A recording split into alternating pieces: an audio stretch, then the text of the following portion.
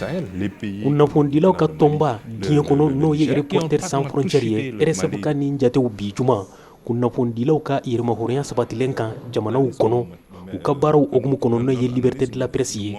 Faransi tun bɛ jɔyɔrɔ 24 na bi a nana jɔyɔrɔ 21 na nin jate in bɔlen kɔfɛ Anne Bokande baɲumankɛtɔn min bɛ kunnafonidilaw lafasa o ɲɛmɔgɔ dɔ ko nin jate ninnu bɛ tali kɛ kunnafonidilaw ka taabolo de kan ko n'o tɛ fɛn caman bɛ kunnafonidilaw jɛ Faransi jamana na jamana minnu jiginna RSF ka jate in kɔnɔ Afghanistan ni talibanw bɛ ɲɛmɔgɔya la a bɛ jɔyɔrɔ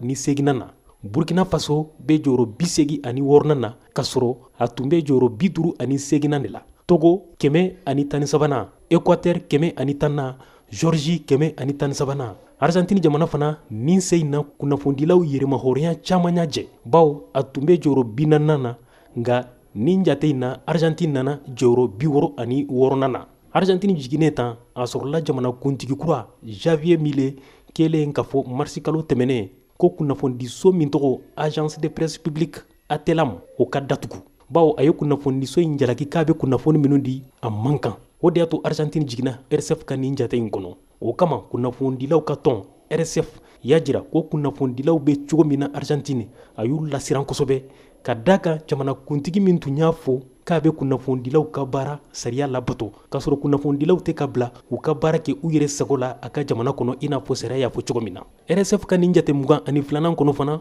jamana minnu bɛ komi Corée du Nord Syrie Érythrée Iran Chine kunnafonidilaw ka sariya batoli ka dɔgɔ kosɛbɛ bawo nin jamanaw na kunnafonidila caman minɛna dɔw tununa hali bi mɔgɔ t'u yɔrɔ dɔn